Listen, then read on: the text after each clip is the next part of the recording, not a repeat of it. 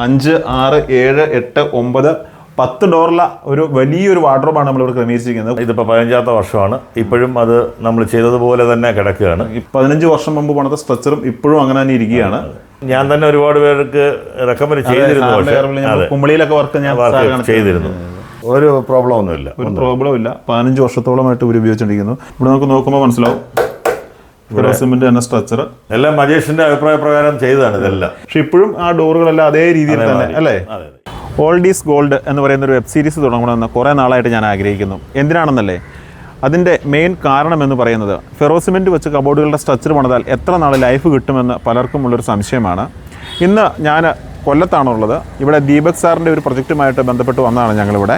അപ്പോഴാണ് ഈ വീട് കാണാനിടയായത്. ഈ വീട് 15 വർഷം മുമ്പ് ഞങ്ങൾ പണിത വിനോദ് സാറിൻ്റെ വീടാണ്. ഇതിൻ്റെ ഫ്രണ്ടിൽ കൂടിയാണ് ഞാൻ പാസ് ചെയ്ത് പോയത്.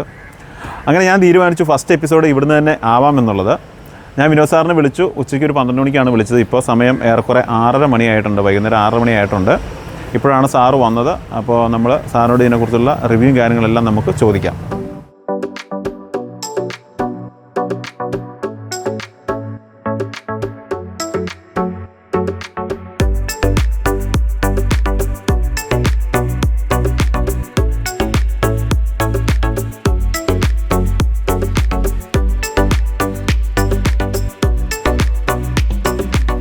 പുതിയൊരു വീഡിയോയിലേക്ക് എല്ലാവർക്കും സ്വാഗതം. ഞാൻ നിങ്ങളോടൊപ്പം മജീഷ് അങ്കമ്പട്ടി ഫോർ ഇൻട്രക്കർ ഇൻറ്റീരിയേഴ്സ്. ഇന്ന് ഞാനുള്ളത് കൊല്ലത്താണ്.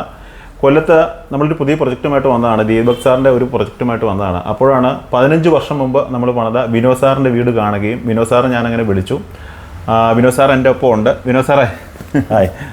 അപ്പോൾ വിനോദ് സാറിനോട് നമുക്ക് 15 വർഷം മുമ്പ് നമ്മൾ പണിത ഫെറോസിമെൻറ്റ് വെച്ച് പണിത കബോർഡിനെ കുറിച്ചൊരു ഫീഡ്ബാക്ക് നമുക്ക് വിനോദ് സാറിനോട് തന്നെ ചോദിക്കാം. സാർ എങ്ങനെ ഉണ്ടായിരുന്നു ഈ 15 വർഷം? 15 വർഷം 2009 എങ്ങനെ ഉണ്ടായിരുന്നു ഈ 15 വർഷം വീട് ഉപയോഗിച്ചിട്ട്, കബോർഡുകളൊക്കെ ഉപയോഗിച്ചിട്ട്?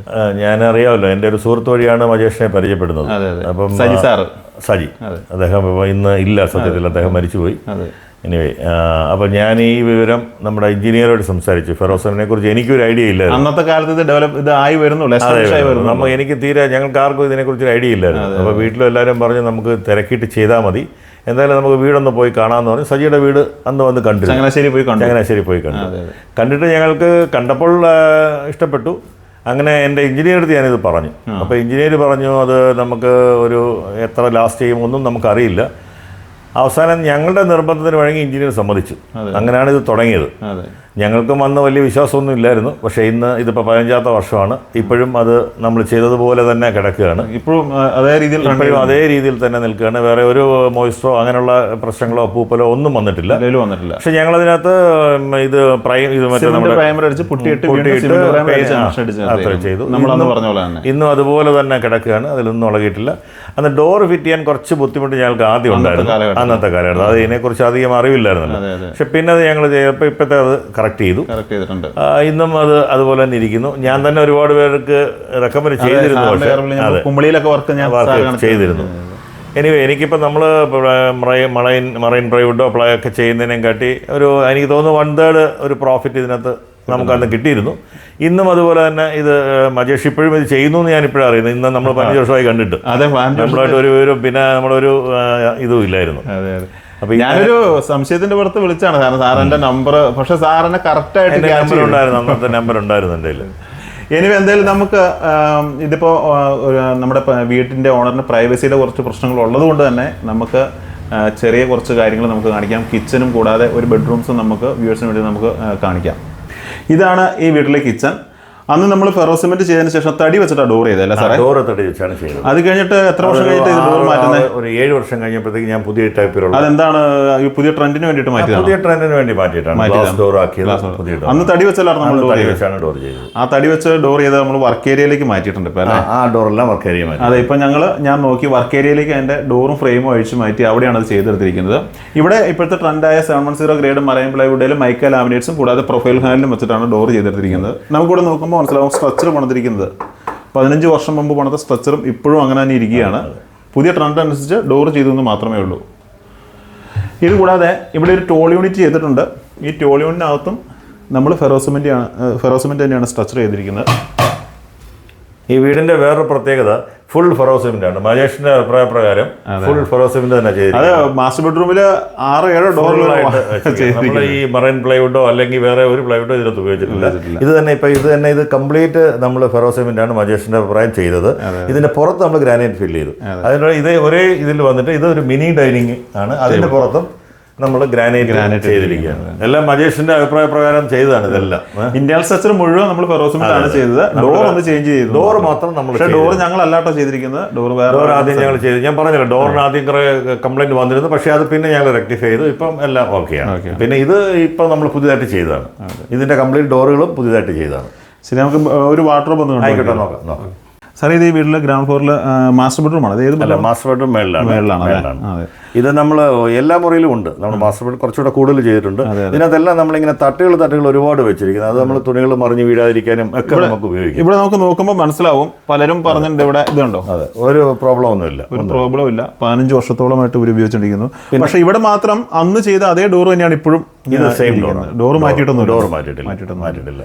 ഇതിന് ഒരു ഗുണം അതാണ്, ഇത്ര അറകളുണ്ട്, നമുക്ക് ഓരോന്ന് തന്നെ നമുക്ക് മറിഞ്ഞു വീഴാതെ റൂം ബൈ റൂം ഷട്ടാങ്കർ നമ്മൾ പഴയ നമ്മുടെ ബ്യൂറോ ചെയ്യുന്നത് പോലെ തന്നെ ചെയ്തതാണ്. കൂടാതെ ഇവിടെ നമ്മൾ 5 ഡോറുള്ള ഒരു വാർഡ്രോബും പിന്നെ ഒരു ടേബിളും ആണ് ഇവിടെ. ഈ ടേബിൾ അല്ലാതെ തന്നെ, ഈ ടേബിളും അല്ലാതെ തന്നെ ഫെറോസിമെന്റ് തന്നെ. ഇതും ഫെറോസിമെന്റ് തന്നെ സ്ട്രക്ചർ. അതെ. കൂടാതെ ഇവിടെ ഒരു ഡ്രസ്സിംഗ് ഏരിയ കൂടി കൊടുത്തിട്ടുണ്ട്. കൂടാതെ ഒരു വാഷ് ഏരിയ കൊടുത്തിട്ടുണ്ട്. ഇതാണ് ഡ്രസ്സിംഗ് ഏരിയ. ഇവിടെ നമുക്ക് നോക്കുമ്പോൾ മനസ്സിലാവും ഫെറോസിമെന്റ് തന്നെ സ്ട്രക്ചർ. അന്ന് ചെയ്തിരിക്കുന്ന അതേ ഡോർ തന്നെ. ഇത് നമ്മൾ ഉടൻ പെയിന്റ് ചെയ്തേ ഉള്ളൂ. ഇത് ഫെറോസിമെന്റ് ആണ്. കൂടാതെ ഒരു വാഷ് യൂണിറ്റ് നമ്മളിവിടെ ചെയ്തിട്ടുണ്ട്. സാർ, ഇതാണ് നമ്മുടെ മാസ്റ്റർ ബെഡ്റൂം അല്ലേ?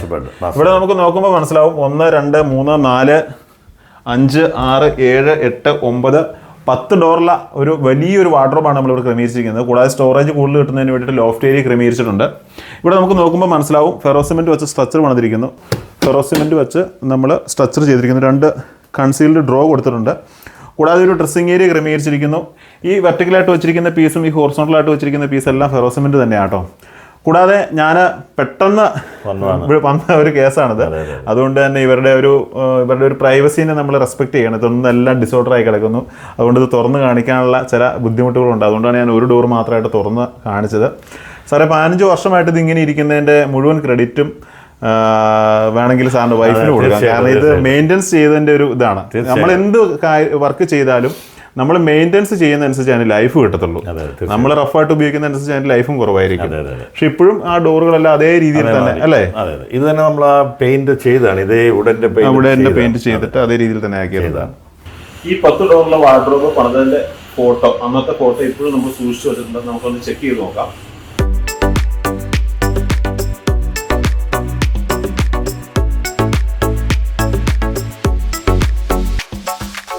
ഇതാണ് ആ വാർഡ്രോബ് അന്ന് പണിതുകൊണ്ടിരുന്ന പിക്ചർ. ഇത് ആ ഡോറിന്റെ സ്പേസ് ആണ്.